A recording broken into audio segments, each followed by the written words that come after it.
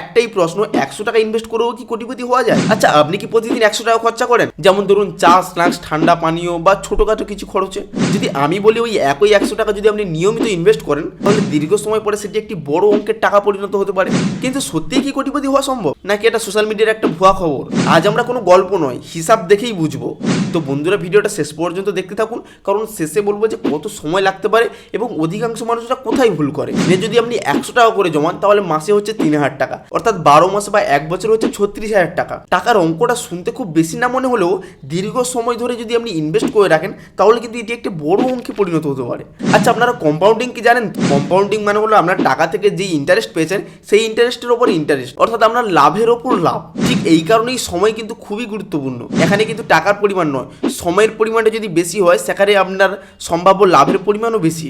এখানে শুধু উদাহরণ হিসাবে ধরা যাক যে দীর্ঘ সময়ে বছরে 12% রিটার্ন পাওয়া গেছে, তাহলে আমি যদি 1000 টাকা করে ইনভেস্ট করি, তাহলে 10 বছরে এর পরিমাণ কত হতে পারে? তো চলো কম্পাউন্ডিং ক্যালকুলেটর খোলা যাক। তো মান্থলি আমি ইনভেস্ট করবো 1000 টাকা করে, গড়ে বছরে 12% ইন্টারেস্ট পাবো, টাইম দেবো 10 বছর। তাহলে 10 বছরে আমার টোটাল ইনভেস্ট হবে কত? 1,20,000।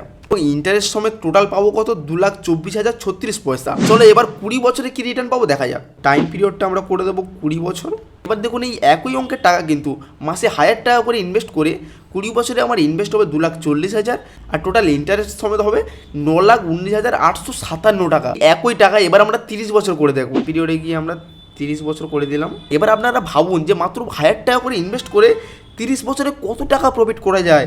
30,80,973, মানে অ্যাপ্রক্স 31 লাখের কাছাকাছি। তাও মাত্র অ্যাপ্রক্স হিসাব 12% রিটার্ন ধরে করছি। তাহলে দেখুন, আপনার একটা ছোট ইনভেস্ট কয়েক বছর পরে গিয়ে সেটা একটা কত বড় অ্যামাউন্টে পরিণত হতে পারে। এবার দর্শক বন্ধুরা কমেন্ট করে জানান যে আপনি 1000 টাকা করে ইনভেস্ট করে এত বড় একটা অ্যামাউন্ট পাবেন, তার জন্য কি আপনি 30 বছর অপেক্ষা করতে পারবেন না?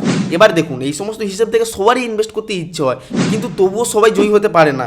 বেশিরভাগ লোকই ব্যর্থ হয়। অনেকেই শুরু করেন কিন্তু 5 মাস 6 মাস পরে বন্ধ করে দেয়। আবার কেউ কেউ বাজার পড়ে গেলে বা বাজার ক্র্যাশ হলে ভয়ে বেরিয়ে যান। আপনাকে মাথায় রাখতে হবে যে আপনি দীর্ঘ টাইমের জন্য ইনভেস্ট করতে এসেছেন, অর্থাৎ আপনি যদি ইনভেস্ট করেন, আপনাকে কিন্তু দীর্ঘ টাইমের জন্য ইনভেস্ট করতে হবে। প্লাস আপনি কোথায় ইনভেস্ট করছেন সেই ফান্ডের উপর যথেষ্ট পরিমাণ রিসার্চ করে আপনাকে ইনভেস্ট করতে হবে।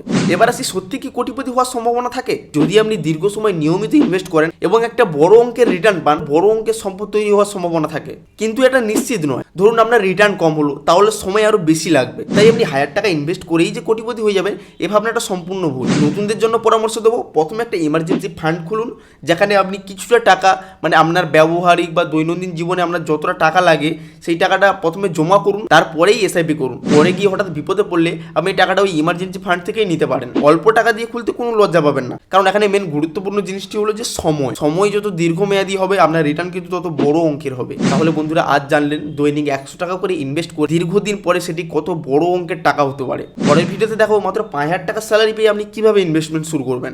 ভিডিওটি ভালো লাগলে প্লিজ লাইক শেয়ার করুন, আর চ্যানেলটিকে প্লিজ সাবস্ক্রাইব করুন। নেক্সট গুরুত্বপূর্ণ ভিডিও নিয়ে। তো আজকের মতন টাটা।